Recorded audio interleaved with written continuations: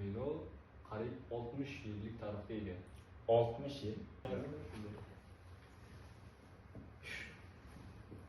Hammaga salom. Bugungi mavzu ozroq vino mavzusiga to'xtalamiz. Bilamiz, mehmonxona sohasida vino ovqatlar bilan yaxshi kombinatsiyaga kelishadi va nafaqat O'zbekiston, balki Yevropa davlatlaridan yaxshi texnologiya tufayli vinoga kirib keladi. Fransiya, Italiya, Ispaniya yonida turgan vinolar qaysi davlatga tegishli? Qisqacha ma'lumot berib o'tsangiz. To'g'ri, ishonasizmi, mana shu vino qariyb 60 yillik tarixga ega. 60 yil? Da, shunday. O'zimizda vinolar? Da, O'zbekistonda, aynan Samarqand viloyatida ishlab chiqarilgan, o'zini mana bu ko'rinishdagi pasportlariga ega. Mana yaqinlashtirib ko'rsatsangiz bo'ladi, operatorimiz.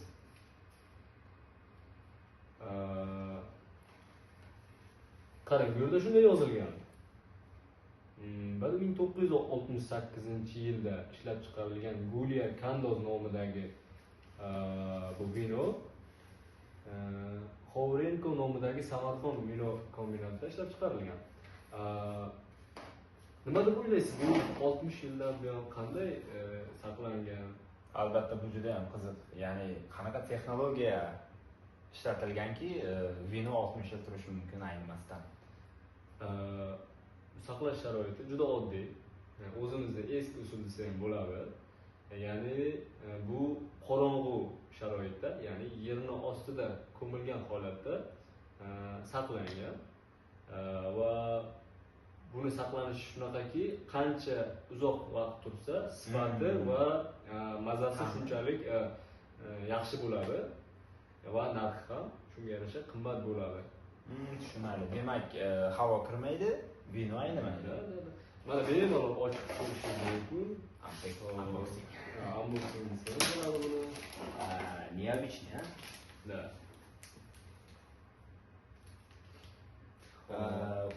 Birinchi marta ko'ryapman, qanaqadir hujjat, pasport vino uchun даже pechatlari bilan. Juda qiziq. E'tibor berib qarasangiz, ustida mana mog'orlari, changlari bilan bilinib turibdi. Yer ostida saqlanayotganingizda hech qanaqa bir murakkab texnologiya emas. Yer ostida qorong'u, voy bilan shuvalgan shaklda havo kirmasdan saqlangan. Da, siz restoran sohasidasiz, yetarlicha ma'lumotingiz bor, adashmasam. Nima deb o'ylaysiz, bu qanaqa ovqatlar bilan, qanaqa taomlar bilan iste'mol qilinadi? Dunyoning qaysi oshxonalarida bu sevib iste'mol qilinadi? Shu haqida bir aytib bersangiz tomoshabinlarimizga. Albatta, harakat qilaman. Xo'p, vino o'zi turiga qarab, shirin, yarim shirin, quruq yoki yarim quruq turkumda bo'ladi ichi. Bu adashmasam shirin vino, ya'ni desertlar uchun. Odatda suxoy, ya'ni quruq vinolar go'shtlar bilan, og'ir taomlar bilan yoki pishloqlar bilan juda yaxshi kombinatsiyaga kelishadi va ko'plab ispanskiy yoki peruvian restoranlarda ishlaganimda ko'proq suxoy vino ovqatlar bilan yaxshi kombinatsiyaga kelishadi.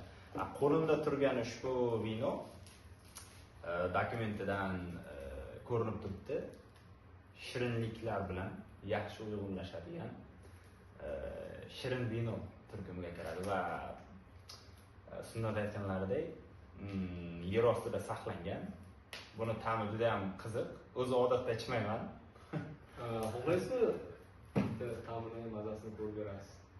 Yo'q. Mayli, boshqa safar. Kamerani o'chiramiz.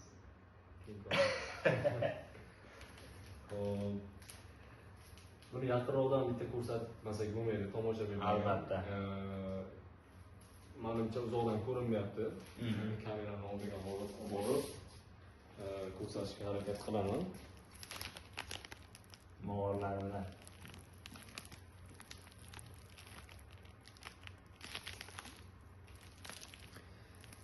Mana shu ko'rinishdagi vino.